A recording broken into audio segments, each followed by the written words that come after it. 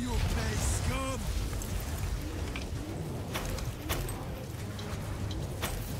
Okay, nice. Set a fine example for their kind, Inquisitor. At your command. Really? I get to drive a tank? Huh.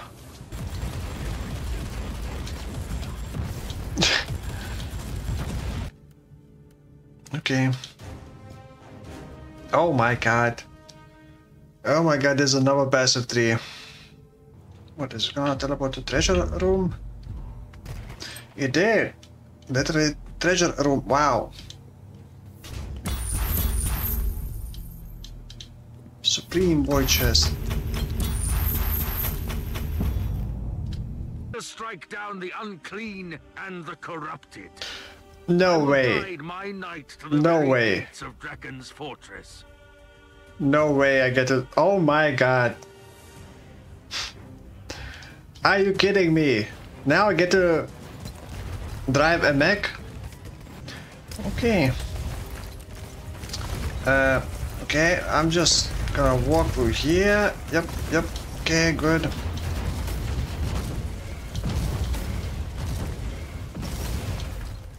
Hey guys, in this video I want to talk about the action RPG that I have been sleeping on, and I wish I discovered this game sooner, because this is a pretty amazing game and it seems like it kind of went under the radar unless you were Warhammer 40k fan. So this is action RPG which is, I think, kind of the only, or at least the only good action RPG from Warhammer universe. It is a bit older game. I think it's like 5 years, 6 years old now. The game is pretty fun and it has a lot of things. It has a lot of things in general, but it's also a bit confusing, so I'm not entirely sure how to structure this video, because the game itself has kind of confusing UI, confusing game elements, and also I want to make this video as fast as quickly as possible because there is a sales going on Steam with 80% discount, and I think it's a steal for this game. I only bought the base game at the start and played just the base game just to figure out if I would like it, and yeah, I definitely liked the game. So like on Steam it's like $10 right now, but even the full price I would say it's still worth it. Now I'm gonna talk what the game has, and the way I'm gonna structure this, I'm just gonna talk about the build, and you're gonna see what kind of mechanics it has, what kind of end game it has. The end game is actually, I'm not too experienced because I just finished the campaign, but even before finishing the campaign you can do side missions. The end game is like almost like a typical action RPG end game, rift system or like maps in Path of Exile, but it's a bit more tactical, I would say. It is a bit more strategical, sort of. It's hard to explain, but there are different versions. There's like a quick ones, high risk, high reward, and then there's like almost like a chart system, like a chain of missions. The end game I'm gonna talk a bit later, but the other things that this game has, it has rune system, like rune words, like you know how Diablo 2 has rune words. It also has seasons. This is currently season 7, I believe. So there are different DLCs, and then there's expansion, and then there's DLC for a class, for new class. Like a small DLCs you can actually buy with the in-game earnable currency, which is Fate, which is also used for crafting. And then with that Fate you can buy the small deals. The small DLCs are not anything crazy. It's like a cosmetic pet or some kind of side missions, I believe. And then there's like a DLC which is also 80% off on Steam right now, which kind of progresses the main story even further and unlocks a new class and some other changes. The game also has crafting. It has different classes. Each has like different skills and sort of like almost like a subclass. Let's actually start with the classes. So the 3 base classes is Crusader, Assassin and Psyker. I played with the Psyker.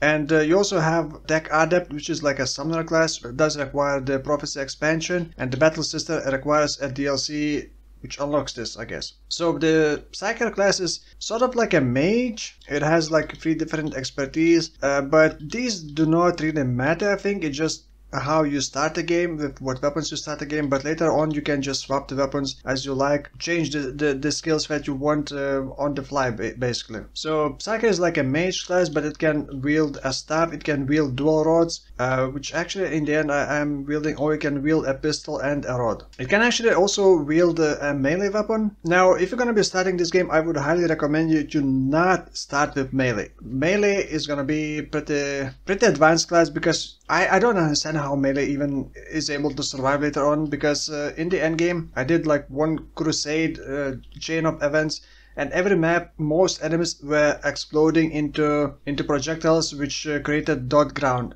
damage over time ground, which you pretty much cannot step on it because it does a lot of damage. So I don't know how melee actually even survives later on. Just don't be melee, and if you're melee, just don't use melee and use pistols maybe. Like I said, there's also seasonal characters, so you select season, creates this glow around, and season actually has different modifiers. I'm gonna talk that a bit later on, but if you know about season, like in Path of Exile, it's sort of like that. If season starts, you create a new character. For seasonal character, you actually can skip the campaign. I'm not sure why I cannot skip the campaign right now. Oh, I believe I did not finish the side campaigns, so I still got like 2 side campaigns that I did not finish. There are 5 chapters in the base game, and then there are like, I believe, 3 side campaigns. I don't know why they are side campaigns, but I guess they are not part of the main story, but you still need to complete in order to be able to skip the campaign. So I'm gonna go to my character. So now I'm with my character, and I'm gonna talk about how the build works, how the crafting works, how the end game works, how the skills work. It's a bit confusing, and I'm not gonna go into high details, but just kind of introduce you to this game. So this is like the main hub which you're gonna enter once you complete like the first couple missions, and then starting from the character stats, like it has couple almost like a passive skill trees. So the most basic attributes, you only gain these by completing campaign mode and also completing heroic deeds. Heroic deeds are like challenges, like defeat 100 enemies or deal with 50 traps, something like that. And for these attributes you can see the breakpoints which unlocked like special things, and otherwise if you read the first line, it just gives like this 1% base damage per point. This one gives HP and suppression. Suppression is like almost like a damage buffer which enables different modifiers if you're on like low suppression. Then after that you also have perks.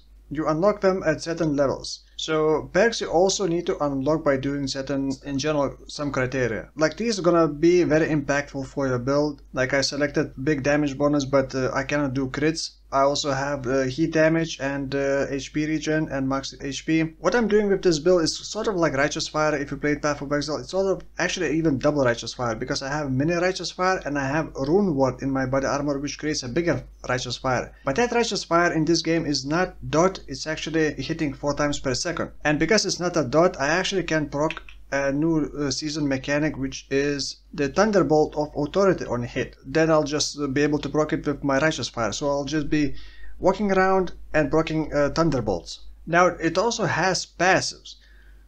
And you also need to do heroic deeds, or heroic deeds to even unlock them before you can put points into them. Like a heat attack.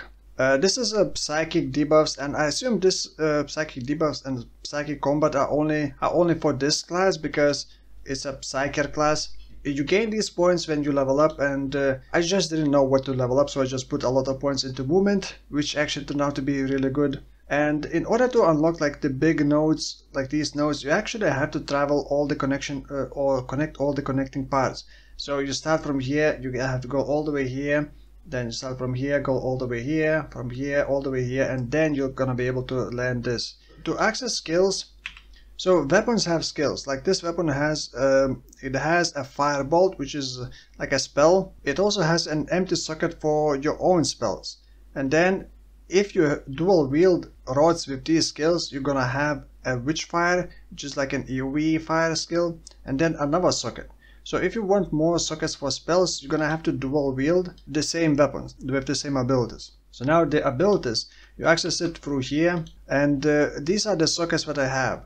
If I were to remove this, for example, then you can see that I lose 1 socket. So and these are the skills, and these are the different branches of skills. So this is, for example, Biomancy. There are a bunch of sort of like auras with duration that buff you or buff you to give debuffs to enemies on a hit. There's also attack skills like Biolighting, and the Pyromancy I'm most familiar with, and this is what I'm using. The Fiery Form is the small Righteous Fire, which lasts in my case for a bit over 2 minutes, and it hits 4 times per second, and it also buffs my damage and heat resistance. Now it also, you can see it reserves Warp Heat. This is sort of like mana. I'm gonna show you once I'm somewhere else in the combat. I cannot show you the all the UI right now. But these are the free modifiers. I think the last one you unlock it at level 30. So you can put up to 3 modifiers for that specific spell. So this is the Righteous Fire. I'm increasing its duration, reducing the warp cost. It's called warp instead of mana. Increase powers effectiveness, basically increasing the damage. So if I were to remove this, you can see that the damage changes. And because it hits 4 times per second, it actually shows the DPS as in damage per second. Now, this, for example, spontaneous combustion is what I'm using for big damage like nuke abilities. I have to ignite enemies, or actually ignite and burn is separate. Ignite is a debuff, burn is just damage over time. But I do 1000% damage bonus against burning targets. So for the most part, I am using Fireball to ignite enemies, or at least at the beginning I was, because it's a burning dot. Then this gains 1000% bonus damage. So I just nuke enemies, and I was pretty much one-shotting even elites and bosses, well, two-shotting later on bosses, but in the end game the bosses become much tankier. You're gonna feel like overpowered, I guess, in the campaign, unless you melee, you're probably gonna suffer, but later on the game is not gonna be that easy. By the way, the passives you can actually refund quite easily by consuming these things, which mine reset, which you can actually buy from the NPC. I don't want to talk to this NPC because it has a quest now. This is the NPC that you sell stuff and then you buy stuff from that NPC. Then there's an NPC that modifies your potion, is this thing. For some reason it is on 0, number 0. Why is it number 0? Because it's kind of, the controls are also kind of weird. You have limited amount of uses of these per mission, but you can also recharge them by picking up the medical supplies. And you only have one of that. You don't need to worry about picking up different potions or managing them, but you can actually modify those potions. You actually need this equipment. This equipment allows you to kind of modify the potion that you have. And you see these things, each of these they stack. So each of these are 10% of HP per second for 5 seconds heal, but because I have 3 of them, I'm getting 30% of HP per second for 5 seconds. And this item also has its own like affixes. So you can actually modify if you don't like something. It has different colors. You cannot change from red into different color, but you can choose from different red modifiers. So I can, for example, instantly restore full HP and suppression on use, but then I take a +5 to physical vulnerability stacks for 20 seconds. Or I can remove all debuffs. Then there seems to be PvP and then co-op. I haven't tried those. Then there are these assignments. Also don't quite know what these are. Some of these require DLC, it seems. Then there's a crafting. Now the crafting is also kind of confusing. Before I talk about crafting, runewords. If you look at this body armor, so for the runewords you need the right amount of sockets and the right socketing items. These are called psalms. They are pretty rare at the beginning, but later on I guess we're gonna be pretty common. And you can actually craft them into different versions, combine them into stronger versions. I haven't tried that yet, I need to unlock that. I had to socket these 4 psalms to unlock this part, and this is what makes the bigger Righteous Fire thing. Creates a damaging aura dealing 100% of heat damage per second. The smaller Righteous Fire hits 4 times per second, but this only once. And if you have seen my shorts, with this or the smaller Righteous Fire, very often during the campaign it walks you towards the NPC that turns out is gonna turn into an enemy. But during the dialogue you can actually damage them with the Righteous Fire and even straight up kill them. So as soon as it stops the dialogue, it's already dead. So it's kind of funny how it can be killed during the cinematics. Not cinematics, but the cutscenes. So if you want to figure out more runewords, you're gonna have to either experiment or just look up the internet. And you also benefit from all the modifiers that these give. So you can also socket these things. It's exactly like gems, but maybe more powerful than gems in like Diablo 4. And these can have different variations, and they have different tiers. So this one is just tier 2, tier 1 being the lowest. This one is tier 1, for example. Now the items with multiple sockets are kind of rare at the beginning, and I believe 6 is the maximum. Not all items can have that many sockets. So you're gonna have to figure out which runewords I just call it runewords. Which runewords you wanna use for your build. You can also craft sockets, which is actually kind of expensive at the beginning. You can actually salvage items for the materials which you're gonna need for crafting. So you got a crafting. You do need a recipe to craft something. and you just find the recipes while doing any activities. So I got some more rare ones. There's also auto loot in the game. If you select loot auto pickup filtering, in just one mission you can fill up your inventory. Actually no, I keep forgetting that you have 4 stash tabs. So you're gonna want to salvage most of the items for the materials, or if you are really lacking credits, you're gonna want to sell them. You can salvage in bulk based on the rarity. So crafting is like very simple. At least to make the item is very simple. You just need the materials and then you just craft it. If you want to modify an item, you can reroll each affix separately if you unlock it in the tech tree, which I'm about to talk. Or you can just reroll all the affixes. You can also reroll the values. So for example, this rolled pretty low value, 11 out of 20 maximum, so I could just reroll that and hope to hit a higher roll. There we go, it's a higher roll.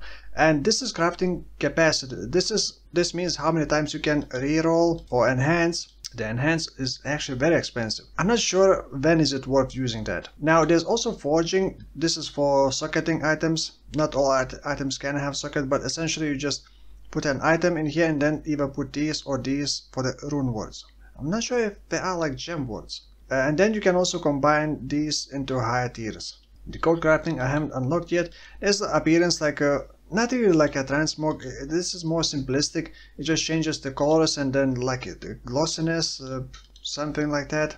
Now the tech tree is what you're also going to be using and unlocking throughout the game. I was going for this one, but I realized that I don't really need this until I get a lot more psalms. So you're going to want to unlock probably these two first, so you can reroll numeric values and reroll the affixes one by one at a time. So you can enhance your crafting capabilities in different ways. And then the enchantments, I think this is just a list of affixes, which is very nice to have it in the game. So for example, if I select seasonal, you can see that these appears. So these are special seasonal affixes. Thunderbolt of Authority. But yeah, if I try to search, let's say Thunderbolt, then it's gonna show all the Thunderbolt mods. And if you select on something, it will tell you in a very clustered way, it will tell you which items can have that.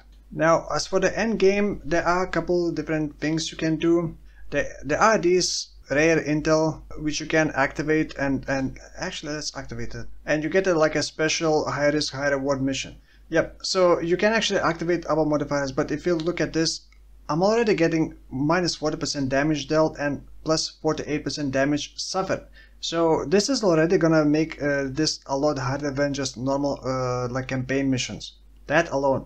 But then you can also add tarot cards. You can select from different positives and then random negative. You can also deselect if you don't like it. So let's say randomize damage bonus on enemies. If I select that, it added range damage bonus for all enemies. But I can just deselect it. So you can see that your rewards also go up. You can only apply, it seems, one major and then minors, 2 minors. Be careful of what you get. Like the very first mission like this I ran, enemies were immune to my heat damage, so I just had to kill them with my pistol. Now the other endgame activity are like crusades, which is like a chain of missions. Void crusade, and you need these fragments, shards, in order to run them. Essentially, let's say launch crusade, and now you see this star chart. This is like a you start from mission here and then you kind of work your way towards the supreme mission, which is gonna at the end have a bunch of chests if you succeed. But if you fail, you have limited amount of revives. If you fail it, you fail it. You don't get anything, it seems. And I'm not gonna go into details, but essentially you work your way. You can do like side missions, other activities, and you also get timer here. Actually, I'm gonna go into some mission. So you also can select tarot cards. For now, I will not do that.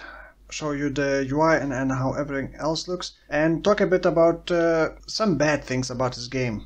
Okay, so you can see different globes. This part is health globe. This part is suppression. At 100% it's protected. I believe until a certain point it's counted as protected. And there are affixes that like increase damage while suppression is protected, or increase damage while suppression is like unprotected or something like that. I don't think that it is like an energy shield. It's more like a stagger bar. Actually, I'm not entirely sure, so I don't want to go into details, but you have a suppression, you have a health bar, and you have your kind of mana bar. This is a warp heat. This is like an anomaly powers.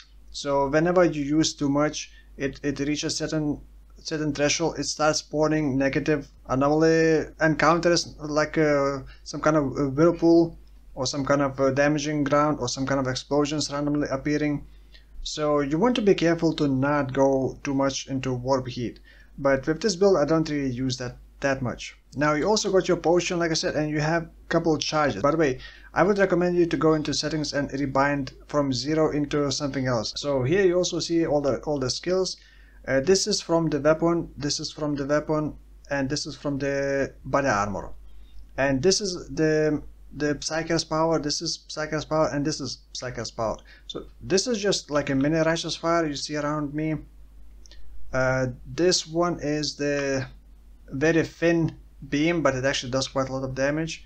Now you can also activate like a tactical view, which like shows a circle around you, and this circle indicates how far your powers can reach, and it can change also in the settings what it does. Like tactical mode, it can display weapon range, it can display like enemy hit points above their hit point numbers and HP bars above their heads. It can also make enemies like more visible, thermal vision I believe that is. So you can customize, you can even turn off the damage numbers I believe. Now the game feels kind of weird, the controls are weird. You can control your character with the arrow keys, but then your skills are on 1, 2, 3, 4, 5. So it's kind of weird that already. And some classes do require WASD for their own like mechanics, like Assassin. Now the controls are also weird because when you left click it moves to that position. You just click it and it moves. Click it and release and it moves. And auto pathing is also pretty good, like it walks around objects. But if you hold left click and then remove it, then it immediately stops your character instead of moving to the last clicked point, which is kind of very weird. It was very unintuitive for me. You can also rotate the camera with the middle mouse button. Now I'm not sure if this is part of the design, but if you look at my character torso, it kind of looks like it's broken. But maybe it's because it's cyborg, like all the implants and stuff like that. Maybe it's meant to be like that, but the game doesn't look that great as well. Sometimes another weird thing is that I cannot actually capture the FPS, but I have problems with the FPS, and I actually had to go into game settings, videos, and enable frame blending. This alone gave me like 30 FPS. I don't know what's up with that, but it's not always. That's another weird part. So if you're experiencing some performance problems with this game, try going over settings and lowering the settings, but it only uses like 50% of my GPU and I'm barely getting 120 FPS.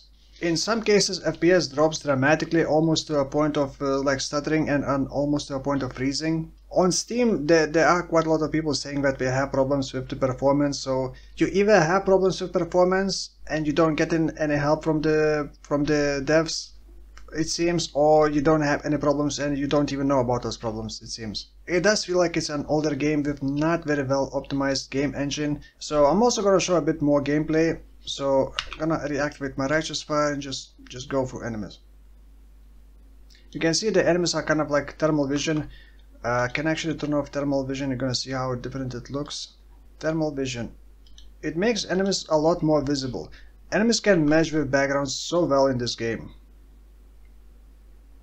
The big numbers in thousands that you see are either from the Thunderbolt or from something else that I cannot figure out what.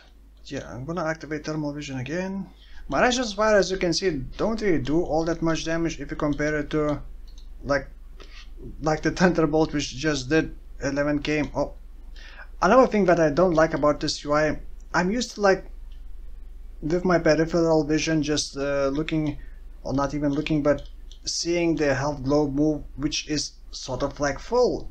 All this circle looks like full.